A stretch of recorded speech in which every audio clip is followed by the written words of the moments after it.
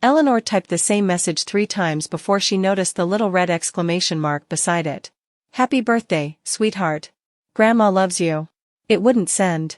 She tried the family photo app next, the one where she used to see her granddaughter's school pictures, her son's weekend barbecues, small moments she treasured because she wasn't there to witness them firsthand. Her name wasn't tagged anywhere anymore. She scrolled further. The family group chat, the one with the cousins and the holiday planning, simply wasn't there. Not muted. Not quiet. Gone, as if she had never been added at all. She set the phone down slowly and folded her hands in her lap. That evening, at Sunday dinner, she passed the potatoes, asked her son about his week, and smiled at all the right moments. But something behind her eyes had already gone very still, very quiet, and very awake. Eleanor had raised her son alone, back when alone meant 2 jobs, a second-hand car, and a casserole stretched into 3 dinners. Her husband had died young, and grief had taught her to keep moving instead of asking why. She never remarried. She simply built a life around one boy and, later, around the family he made. When her son and Priya bought their first house, Eleanor quietly covered the down payment, calling it a gift, not a loan. She babysat every Thursday for 6 years without being asked twice. She paid for a semester of tuition Priya never knew she'd struggled to afford. She never once mentioned any of it at dinner, never expected a toast, never needed her name on anything.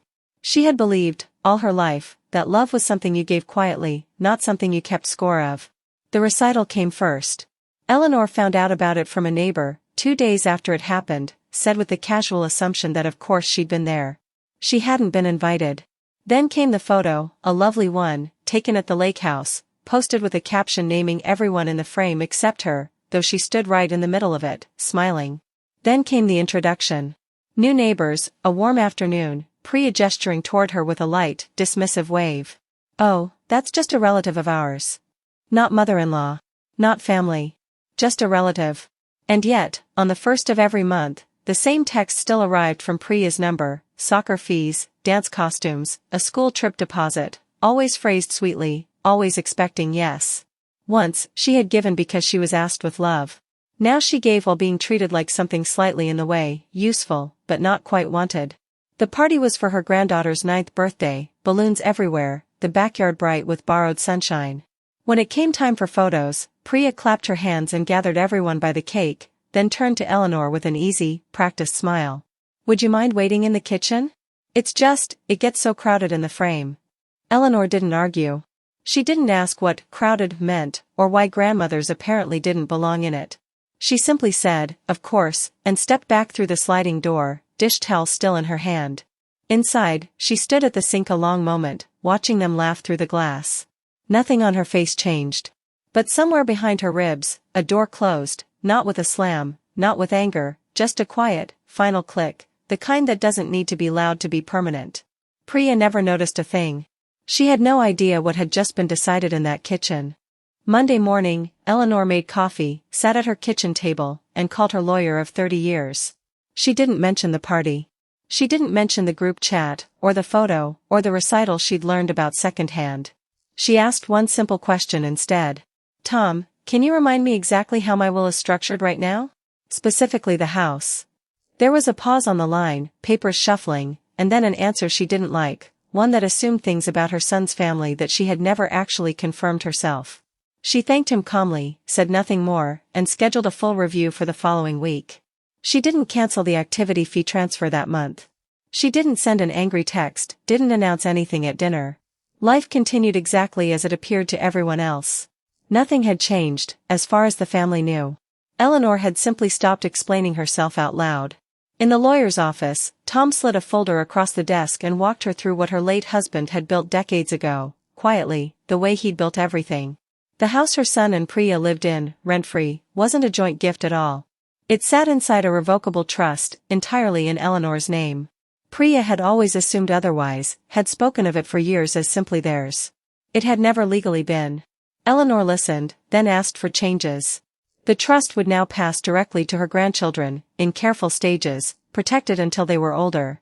The property itself would revert fully to her name if certain basic conditions weren't honored: respect, contact, inclusion, nothing extravagant. Then, without a word to anyone, she stopped the monthly activity fee transfers. 3 days later, Priya checked the account, expecting the familiar deposit that always landed on the first. It wasn't there. She checked again the next morning. Still nothing. A small, unfamiliar unease settled into her chest, the first crack in a confidence built on something that had never actually been true. Priya showed up on a Wednesday afternoon, unannounced, wearing the same easy smile she always used to get her way. "Just checking in," she said first, before circling, within minutes, to the real reason. "The activity fees haven't come through. Is everything okay?" "Everything's fine," Eleanor said, pouring 2 cups of tea. "I've updated a few things with my will recently. Just making sure it reflects things as they actually are." Priya's smile faltered. "We're family, Eleanor. You know that." "I do. So why does it feel like you're punishing us?" Eleanor didn't raise her voice. "I'm not punishing anyone. I'm simply not disappearing quietly anymore." Priya tried anger, then a stiff, hollow apology that arrived too fast to be real. Eleanor only nodded, calm as ever.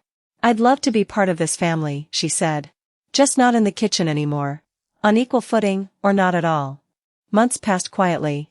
Her granddaughter began calling her directly now, no longer through Priya's filtered permission, a Sunday phone call here, an invitation to a school project there, small and real. Eleanor started painting again, an easel by the window she hadn't touched in over a decade, color returning to her afternoons.